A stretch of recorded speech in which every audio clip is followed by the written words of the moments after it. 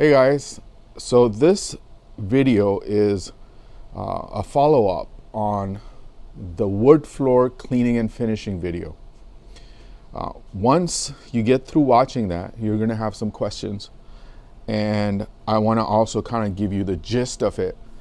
Is when you know your wood floors and you're going to be doing the wood floors, you want to make sure you do this test first. When you do the test, that not only gives you an idea if you can do it, but it also gives you an idea of the quality of the job to expect, and more importantly, how to price it correctly. So when you do get the wood floor cleaning job, the first thing you're going to do is you're going to do a test. And the way to do a test is what I'm going to demonstrate. I'm going to show you what you're looking for. In order to not have to get into sanding, because sanding creates this big dust mess, and then once you mess with the stain itself, it's totally a different ball game because it never matches. So I'm going to show you what we're doing most of the time. What we're trying to do is clean it, put our finish on it on the test, and see if it takes the finish. If it takes the finish, go ahead, do it. These days, the guys are about $1 a square foot to $1.50 for something like that. And if they need to do a little bit more work, they're not sanding it. What they're doing is they're scratching the surface so it takes the finish. Kind of like when you do painting on the car, or even like on a wood furniture that you have at home. You may put some polyurethane on it, and after that you sand it a little bit so it takes your finish again. That's kind of the same concept. So I'm going to show you. The first thing I do is I use a neutral cleaner, and in this case I'm going to use the green because it just trash green gel because it just works better. So because of the delimonene in it, removes your oily stains, and then of course the surfactant removes your water-based, and then organic stains like coffee and urine will also just disappear with it. So I'm going to just do a little area and show you how I do it. So let's just say I just got this job. I'm going to do a little test. I want to do it in an inconspicuous area, and that way I'm not making a big mess or doing it in the middle of the floor. Let's just say I'm going to clean this area, okay? So I'm just going to clean a small area. As you can see, it's really dirty. I left it dirty for you to see.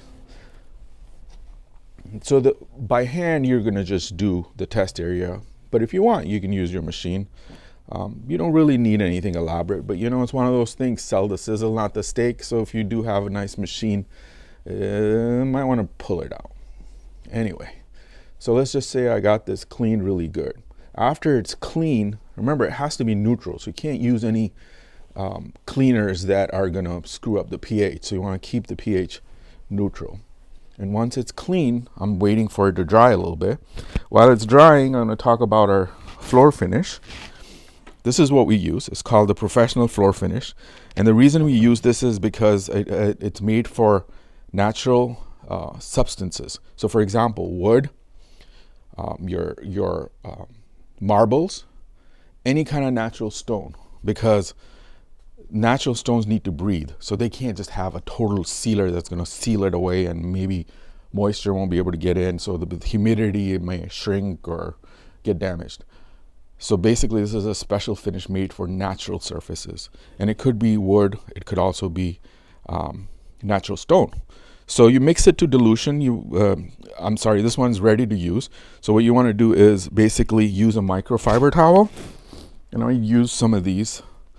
Reason you're using microfiber is because you don't want that lint to get on there after you apply it. And you can just pour it on there. So shake it really well. All right, so I'm going to pour some on here. And then I'm basically just applying it like this. So it goes on there evenly. And then I'm doing one coat first to see if it takes my finish. If it takes my finish, it's going to dry evenly. If it does not take my finish, it's going to create like these little islands. So some of it's going to dry and not even take, and others it's going to take. So if that's the case, then you probably should just remove it and do another step. The other step would be you would take something like our Gorilla diamond pads, and let's just take this one because this is good for like just little small areas, and clean it. So let's just say I clean that area.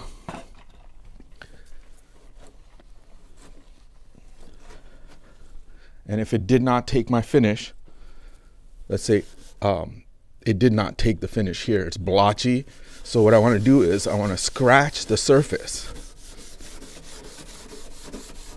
and then apply my finish on it again.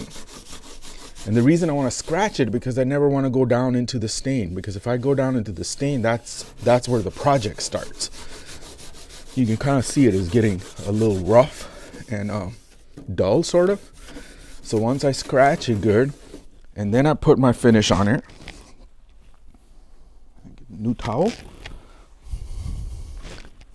I'll just pour it on there.